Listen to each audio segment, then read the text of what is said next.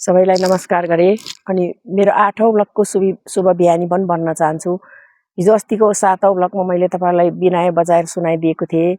आज चाहिँ हाम्रो नेपालको लोक संस्कृति झल्काउने मुर्चुङ्गा, बिनायो, बाँसुरी अनि मादल छन्। त्यसमध्येको चाहिँ मैले तपाईहरुलाई यो मुर्चुङ्गा बजाएर सुनाउँदै छु। अनि यो दुईटा भाकामा जम्मा मलाई आएको भाकामा दुईटा भाका, त्यो भाका तपाईहरुलाई बजाएर सुनाउँदै छु र मैले त्यो बजाएको बाजहरुमा अथवा मेरो कमी कमजोरीमा तपाईहरुले चाहिँ क्षमा याचना माग्दै म चाहिँ त्यो भाका तपाईहरुलाई सुनाउन गइरहेको छु है त।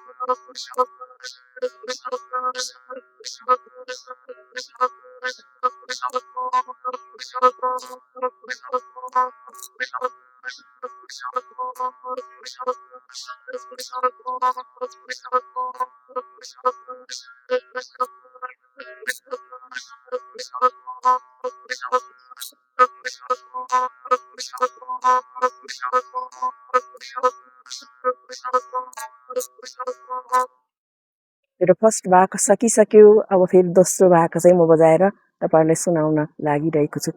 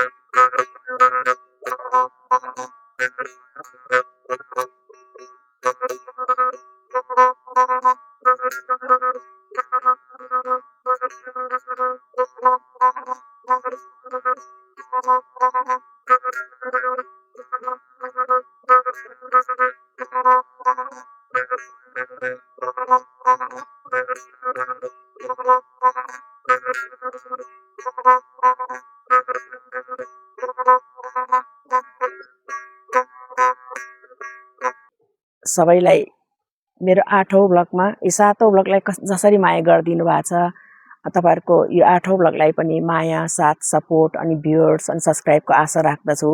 जो नयाँ भ्युअर्सहरु हुनुहुन्छ फेरि पनि तपाईहरुले सब्स्क्राइब गरिदिनु होला।